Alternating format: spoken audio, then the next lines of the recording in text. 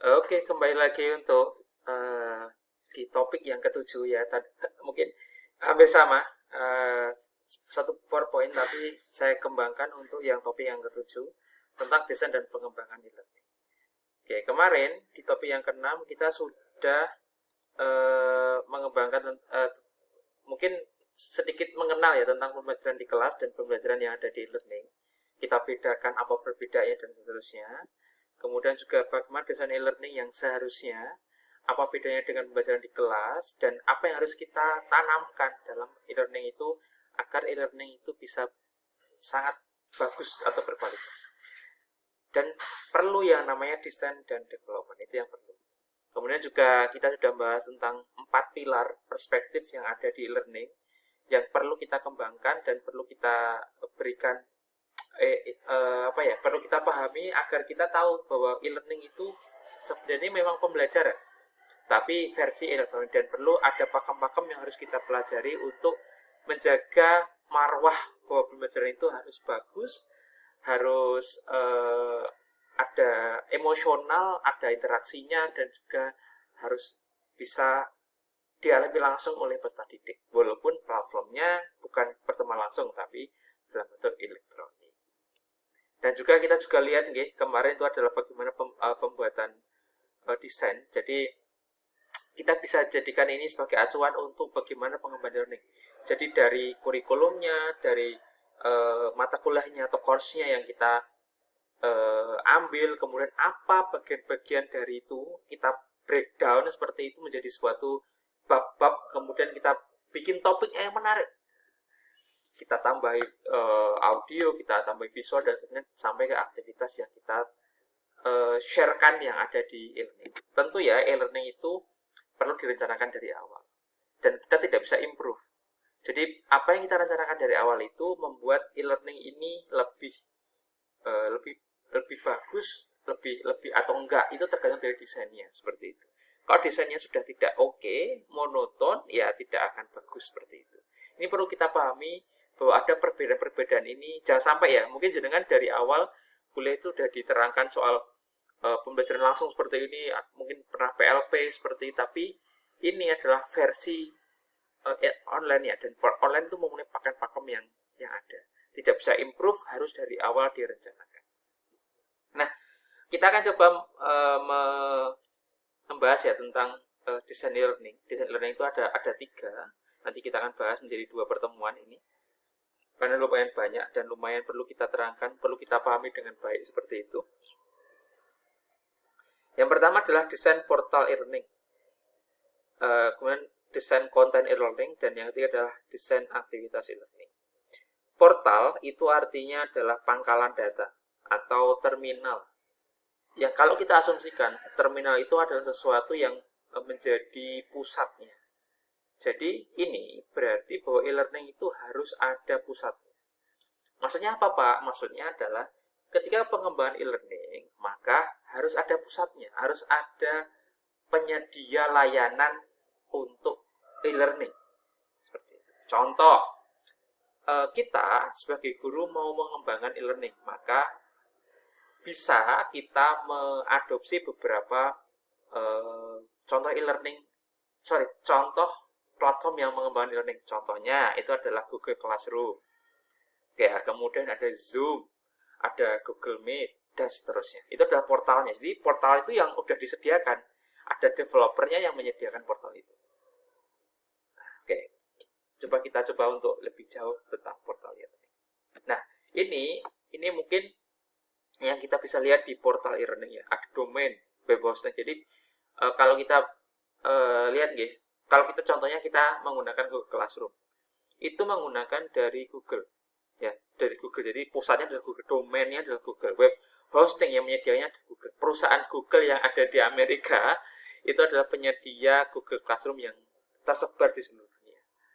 Kemudian ada softwarenya. Software ini berupa software itu digunakan untuk coding. Jadi tampilan-tampilan, contohnya jenengan membuka website. Nah, website itu di situ ada beberapa menu.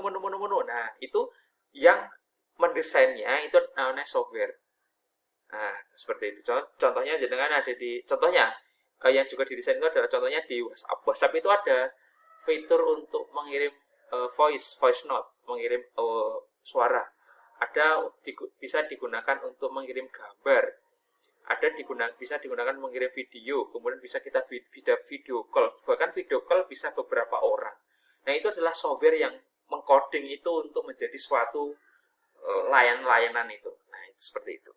Domain itu yang pemiliknya, yang besar, yang perusahaannya. Software itu yang untuk mengcoding atau mengsetting segala kebutuhan yang ada di e-learning. Kalau kita bicara e-learning, maka yang software-nya digunakan untuk menyediakan di e-learning. Yang ketiga ada tema. Kalau di e-learning, ini bukan yang lain, tapi e-learning, kita fokus ke e-learning. Ada temanya. Nah, tema di sini itu biasanya ada header itu ada kepala, ada logonya, ada visi, misi lembaga. Nah, ini penting harus kita tuliskan yang ada di e-learning. Jadi, contohnya dengan membuat e-learning di Google Classroom, maka di settingannya atau di konten-konten di temanya itu harus dengan menyantumkan logo dari kampus di UPY seperti itu. Itu headernya. Kemudian logonya juga, dan visi misi itu bisa berupa kata-kata yang menggambarkan bahwa ini e-learning ini milik dari Universitas PGRI Yogyakarta. Tentunya dengan settingannya itu di awal ya. Jadi di awal di atas seperti itu, nanti walaupun nanti jenengan fokus ke PPTO atau mata kuliah di PPTO, tapi tetap harus ada tema seperti itu. Yang kedua adalah kategori course. Jadi bisa aja ada fakultas, ada jurusan, ada prodi. Jadi tetap yang menjadi temanya itu adalah dari UPY, tapi harus ada kategorinya nih. Fakultas apa, FKIP, jurusannya apa? Jurusannya adalah PPTO, jurusan prodi ini biasanya fakultas dan prodi. Prodinya PPTO seperti ini. Itu sudah jelas. Sehingga ketika ada orang menggunakan e-learning, ini itu adalah prodi PPTO. Saya jurusan PGSD, otomatis tidak menggunakan ini. PGSD punya sendiri seperti itu. Itu yang namanya kategori course ya, yang perlu kita pahami untuk kita juga kembangkan seperti itu. Yang ketiga adalah fitur. Nah, di sini fitur di sini lebih ke kebutuhan yang ada di sana. Contohnya adalah blog dan modul itu adalah bagaimana kita bisa mengupload untuk materi. Biasanya materi-materi itu diupload dalam bentuk video seperti ini. Nah, nanti jangan tinggal klik untuk bisa melihat apa yang disampaikan oleh guru. Selain itu juga ada evaluasi, biasanya penilaian. Contohnya, gimana saya mau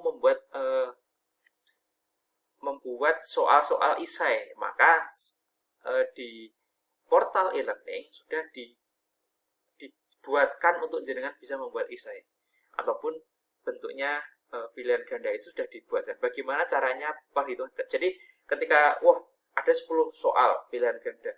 Nah, 10 soal pilihan ganda itu gimana caranya ketika salah 8 benar 2. Nah, nilainya adalah 20. Contoh seperti itu ya. Itu sudah disetting dalam e-learning. Jadi ada fitur-fitur yang seperti itu yang memudahkan kita sebagai guru untuk bisa mengembangkan e-learning. Yang terakhir adalah akses pengguna. Jadi jangan sampai e-learning itu tidak bisa digunakan. Adminnya, biasanya admin kampus ya. Ada teacher adalah pengajar dan juga berkolaborasi dengan student. Jadi harus diakses, bisa akses nih. Jangan sampai cuma gurunya aja, nanti studentnya atau muridnya tidak bisa akses. Hal ini perlu kita pikirkan. Nah, ini sebenarnya tidak langsung atau tidak kita gunakan langsung ya. Dan ini memang sudah ada pengembang. Sudah ada pengembangnya dan sudah ada yang menciptakan, sehingga kita sebagai pengguna saja. Tapi memang secara umum di fitur-fitur e-learning harus ada seperti itu. Karena kenapa? Karena ya contoh nih, ada WhatsApp tapi nggak bisa kirim gambar, ya nggak bisa. Oleh karena itu, didesain dari portal e-learning itu harus disetting sesuai dengan kebutuhan kita. Baik untuk mungkin ada logonya, ada temanya, kemudian juga sesuai dengan prodi-prodinya.